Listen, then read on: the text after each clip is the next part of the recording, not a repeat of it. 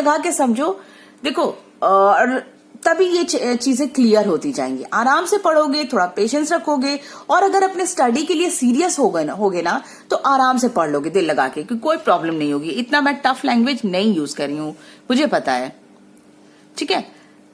Simplify करके पढ़ाना चाहती हूँ ताकि आप लोग के दिमाग में एक एक चीज अच्छे से घुस जाए। तो mass of the oxygen atom पता ही है, एटॉमिक मास जो है वो 16 है, तो 16 ग्राम लिख दिया, ठीक है। तो मास of one atom of the oxygen कितना होगा? One atom of the oxygen, तो हमें पता है कि उसकी जितनी वैल्यू आ रही है उसमें वो 16 ग्राम कैरी कर रहा है, ठीक है। उसके अपना मास जो है, मतलब ओवरऑल जितना मास है उतना कैरी कर रहा है। तो वन एटम के लिए 16 upon divide by this one, और ये आ गई value mass of one atom of oxygen, ठीक है। Mass of one atom of oxygen is equals to this one, mass of one atom of oxygen, ठीक है। पूरा ही लिखते क्या, छोड़ो। अब देखो कैसे के, अब देखो समझने की कोशिश करो। इट मीन्स कि ये जो वैल्यू है 6.022 इतना इंपॉर्टेंट वैल्यू है, ये सब लोगों से, मतलब इतना अच्छा वैल्यू है कि ये सब लोगों से रिलेट कर जा रहा है, सब लोगों से रिलेट कर जा रहा है। सबसे अच्छी बात यही है, मतलब बहुत ज्यादा फ्रेंडली है, हर किसी से वो रिलेट कर जा रहा है। जैसे कि समझने की कोशिश करो, 6.022 इंटू 1023 एटम 12 ग्राम कार्बन, यानी कि उसका जो एटॉमिक मास है उतने में वो इतने पार्टिकल्स प्रेजेंट है। अगर मेरे पास सोडियम है, सोडियम का एटॉमिक मास 23 ग्राम है, तो वो उसमें इतने पार्टिकल्स प्रेजेंट है। क्लियर, समझ में आ रहा है?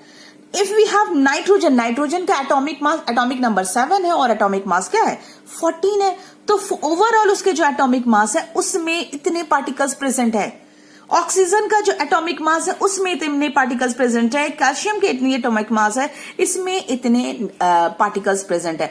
इट मींस ओवरऑल जो उसके एटॉमिक मासेस हैं, एटॉमिक मासेस में किसी भी कंपाउंड का जितना भी एटॉमिक मास आ रहा है, ठीक है, जितना भी एटॉमिक मास आ रहा है, atomic mass is equals to Avogadro number, ठीक है। वही अपना 6.022 इंटू 10⁻23 वैल्यू आएगी, इतना, ठीक है। हर कंपोनेंट का एटॉमिक मास इतना, वो इतना कैरी करके रखेगा, इतनी वैल्यू, ठीक है। चाहे जितना भी एटॉमिक मास हो, चाहे जितना भी उसकी वैल्यू आ जाए, कोई कंपाउंड की पूरी ओवरऑल मास की वैल्यू आ जाए, उसमें पार्टिकल्स मेरे इतने ही प्रेजेंट होंगे। क्लियर है? उसमें पार्टिकल्स इतने ही प्रेजेंट होंगे, और इसी वैल्यू का मेरा बनता है 1 mole, and this is called as 1 mole. कुछ समझ में आ रहा है जो मैं समझाने की कोशिश कर रही हूं? अब 1 मोल को हम किसमें रिप्रेजेंट करते हैं? मोल कैन बी रिप्रेजेंटेड इन, मोल को हम 3 तरीके से रिप्रेजेंट करते हैं, ठीक है। पार्टिकल्स के फॉर्म में रिप्रेजेंट करते हैं, मोल्स को हम पार्टिकल्स के फॉर्म में भी रिप्रेजेंट करते हैं, मास के फॉर्म में भी रिप्रेजेंट करते हैं, वॉल्यूम के फॉर्म में भी रिप्रेजेंट करते हैं। मतलब जब काउंट कर रहे हैं तो पार्टिकल्स की बात करेंगे, जब वेट कर रहे हैं तो मास की बात करेंगे। मास की बात करेंगे कब? जब ये लिक्विड फेज में होगा, ये भी चीज जान लो, ठीक है। मास की बात जब हम कर रहे हैं तो ये सॉल्यूशन फेज में होगा, तब हम इसकी बात कर रहे हैं, ठीक है। और जब गैसियस फेज में होगा तब हम ये बात करेंगे वॉल्यूम की, ठीक है। गैसियस फेज में, गैस फेज में हो गया, ठीक है, ठीक है। तो पार्टिकल्स की जब हम बात करेंगे तो number of particles divided by Avogadro number, ये हो जाएगा। मतलब 1 mole is equals to n is equals to the number of moles, ठीक है। तो मोल्स की वैल्यू हम पार्टिकल्स के टर्म में निकालेंगे तो number of particle divided by Na, इस फॉर्म में हम निकालेंगे number of mole given mass by atomic मास, ये मास के टर्म में निकालेंगे। और वॉल्यूम के टर्म में जब हम निकालेंगे तो 1 mole is equals to n is equals to mole है, ये समझ लो, ठीक है। ये n is equals to mole,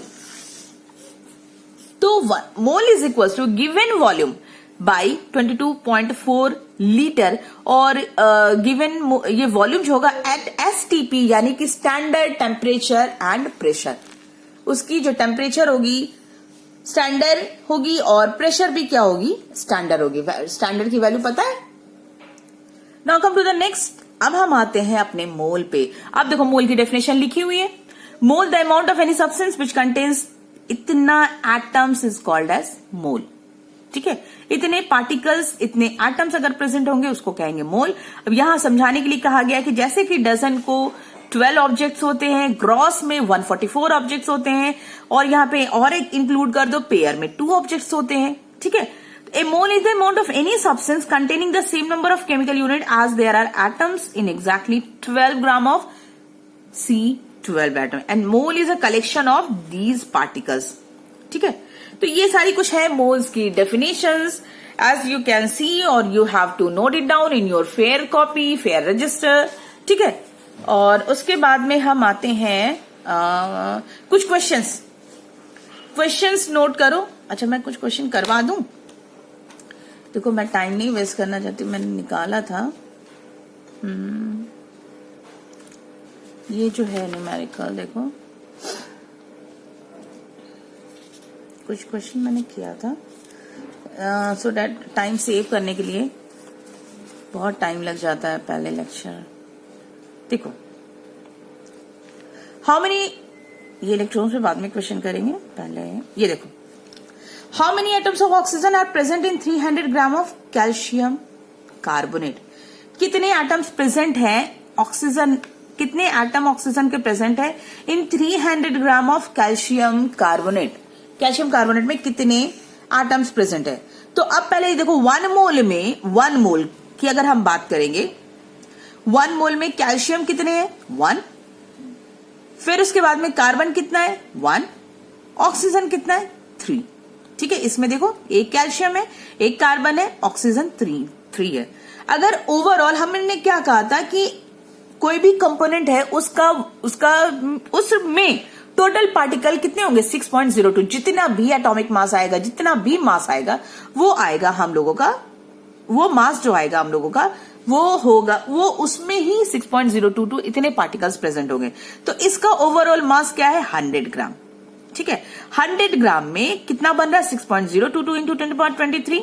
तो 300 ग्राम में ऑक्सीजन एटम कितने होंगे, क्योंकि ऑक्सीजन एटम 3 है, तो 3 multiplied by 300 and this one कितना, यूनिटरी मेथड किया तो ये वैल्यू आई मेरी निकल के कि 300 ग्राम में ऑक्सीजन एटम मेरा इतना प्रेजेंट है। ठीक है, 300 ग्राम में। ठीक है, अब उसके बाद में as you can see these are some questions. देखो क्वेश्चन नंबर 3, देखो question number 3, question is asking how many gram molecules are present in 4.9 gram of H2SO4। 4.9 gram में कितने grams present, how many gram molecules. ठीक है, gram molecules are present in 4.9 gram of H2SO4।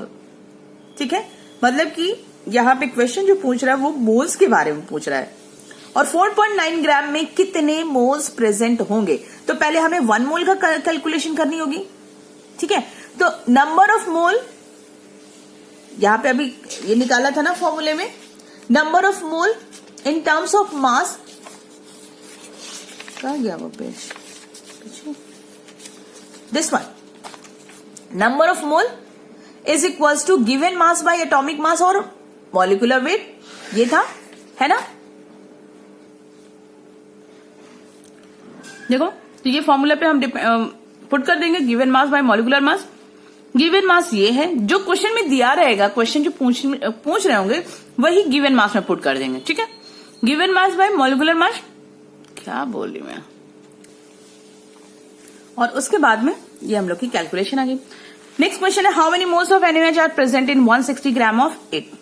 तो सबसे पहले उसके molecular mass निकालेंगे और उसके बाद में ये N is equals to number of moles कह रहा है, तो number of mole is equals to given weight by molecular weight. ये फॉर्मूला है, given weight by molecular weight. ठीक है, या given mass by molecular mass. तो गिवन मास क्या है जो क्वेश्चन में पूछा गया है वो हम लोग गिवन मास में डाल देंगे, तो 160 हो जाएगा। और मॉलिक्यूलर मास हम लोगों का कितना है, 40 ग्राम, तो हो गया कितना, 4 मोल्स। वही से ये भी यही क्वेश्चन था, ठीक है, सिंपल क्वेश्चन है।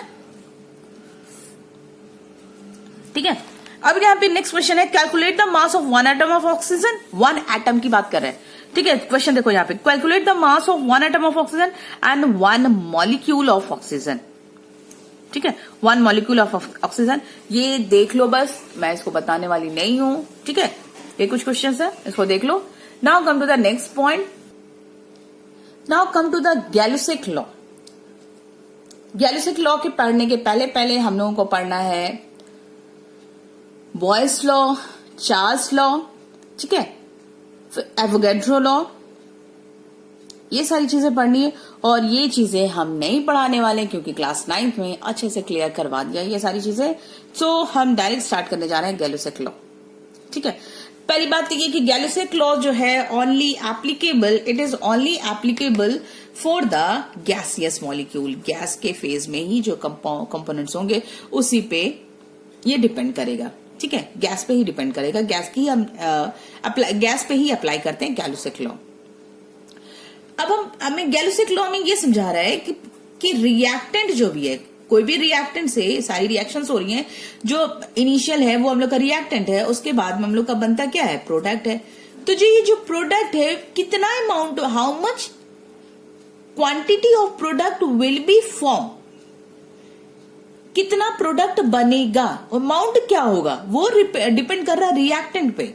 ठीक है, रिएक्टेंट पे डिपेंड कर रहा है, लेकिन कितनी क्वांटिटी में बनेगा, it tells us about, it tells, कौन बताएगा, ये गैलुसिक लॉ बताएगा कि ये कैसे। चलो देखते हैं, लेट्स सी।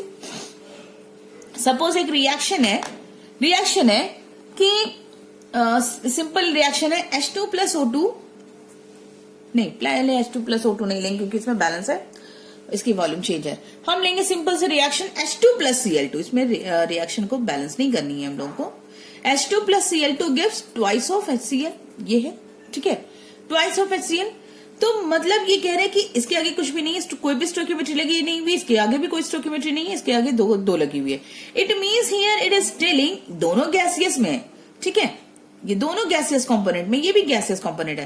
तो यानी कि ये जो है हम लोगों का कह रहा है कि one volume of hydrogen and one volume of chlorine when combined they gives a 2 volume of HCl। यही बता रहा है, 1 वॉल्यूम अगर मेरे पास हाइड्रोजन का है, 1 वॉल्यूम क्लोरीन गैस है, तो हमें 2 वॉल्यूम मिलेगा। मतलब क्या, मतलब ये कि सपोज वी आर हैविंग 201 मोल, मतलब 200 ml अगर मेरे पास हाइड्रोजन गैस है तो 200 ही क्लोरीन होगा, 1 वॉल्यूम, ये भी 1 वॉल्यूम। तो हमें क्या मिलेगा, इसका जस्ट डबल मिल रहा है, दैट इज योर 200 का जस्ट डबल हो जाएगा, 400 ml hydrochloric acid, hydrogen chloride मिलेगा हम लोगों को, है ना। 200 वॉल्यूम, मतलब कि जितनी वॉल्यूम हम यूज करेंगे उसी का एक प्रॉपर रेशियो हमें प्रोडक्ट मिलेगा। और ये गैलुसिक लॉ बता रहा है, और लेकिन ये अप्लाई होगा सिर्फ गैस कंपोनेंट पे, ना कि लिक्विड, या लिक्विड पे ये अप्लाई नहीं करेगा। ठीक है, तो अब हम जरा क्वेश्चन इस पे देख लेते हैं। अगर क्वेश्चन करेंगे तो ज्यादा क्लियर हो जाएगा, आसानी से क्लियर हो जाएगा। सपोज एक क्वेश्चन है मेरे पास, ठीक है, गैलुसिक लॉ पे, कि सपोज क्वेश्चन है ट्वाइस ऑफ C2H2, यानी कि ये इथिलीन गैस है, प्लस रिएक्शन बैलेंस भी है। रिएक्शन बैलेंस इसमें बहुत जरूरी है, और अगर रिएक्शन बैलेंस नहीं दिया हुआ एग्जाम में, first of all you just balance the equation, बिना बैलेंस के ये आंसर गलत आ जाएगा। ठीक है, क्या कर दिया यार, यहां पे H2O लिख दिया, कोई बात नहीं, 2H2O और ये लिक्विड में। ठीक है, ये हो गया। अब क्वेश्चन यहां पे कह रहा है कि what volume of oxygen is required for the combustion of ethylene gas. O2 की वॉल्यूम निकालनी है, O2 कितना रिक्वायर करेगा, O2 की वॉल्यूम निकालनी है कि C2H2 400 ml है, 400 ml ऑफ C2H2 को कंबशन करने के लिए, for the combustion of ethylene gas, what amount of O2 क्या है, Q2 क्यों लिख दिया? व्हाट अमाउंट, फिर से what amount of O2 is required, कितनी जरूरत पड़ेगी, and calculate the volume of, यानी कि प्रोडक्ट, एंड प्रोडक्ट ऑफ कितना वॉल्यूम बनेगा CO2 का। ये क्वेश्चन है, मतलब O2 कितनी जरूरत पड़ेगी और CO2 कितना बन रहा है, ये बताना है क्वेश्चन में। ठीक है, जरा देखते हैं क्वेश्चन कैसा है। तो पहले इसकी वॉल्यूम में आ जाओ। ठीक है, ये रिएक्शन है मेरी। ठीक है, इसको रिएक्शन को फिर से लिखो, अच्छे से लिखो। Twice of C2H2 plus 5O2 gives 4CO2 plus twice H2O। ठीक है, उसकी H2O की बातें नहीं करनी है अभी, हमें सिर्फ इसके करना है।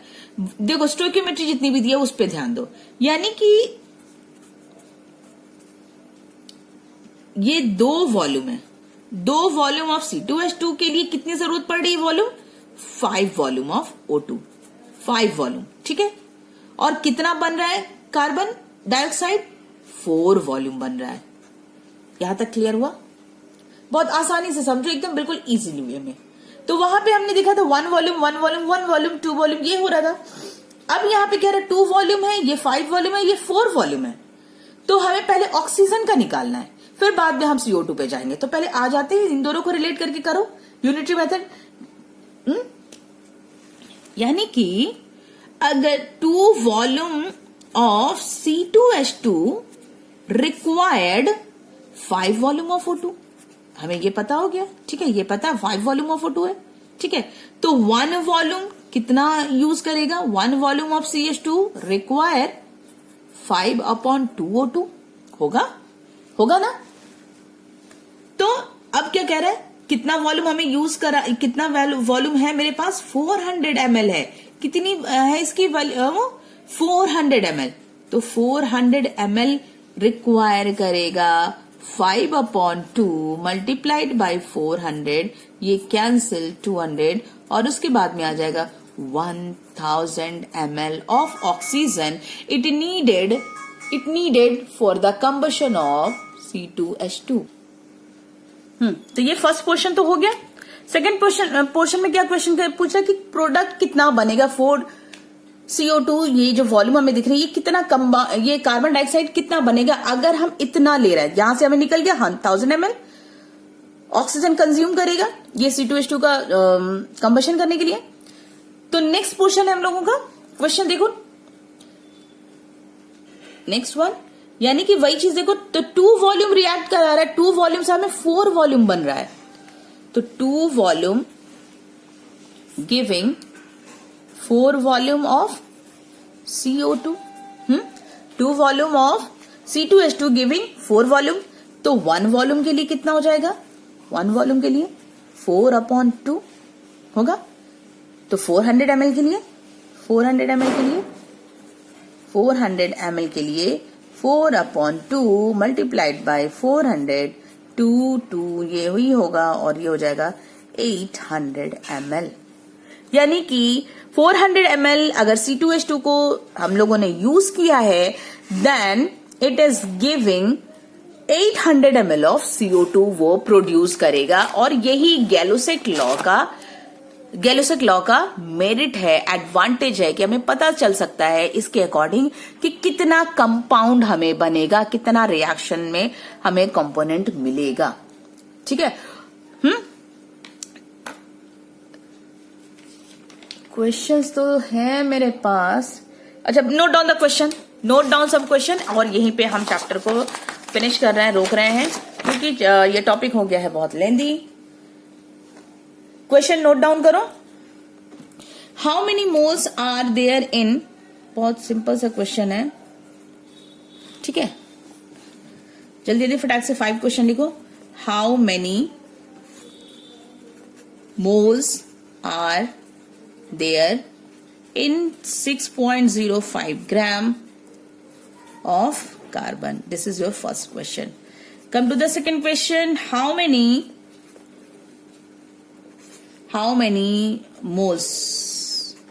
moles are there in 46.00 gram of sodium? ठीक है. Third question, how many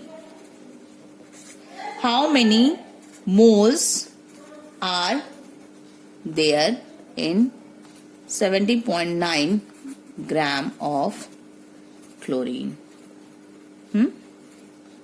Next question, how many है, ठीक है, क्या कर सकते हैं. how many number of moles in 36.04 gram of water. और मुझे ये सारे होमवर्क कॉपी में चाहिए. ठीक है, सब कंप्लीट कर लेना ये होमवर्क. जो नहीं आएगा then you can ask in the comment box. Determine the number of moles in 120 gram of acetic acid. Acetic acid पता है क्या होता है? It is your vinegar. ठीक है, acetic acid. Now complete the chapter. Till then, take care, stay safe, stay home, and goodbye.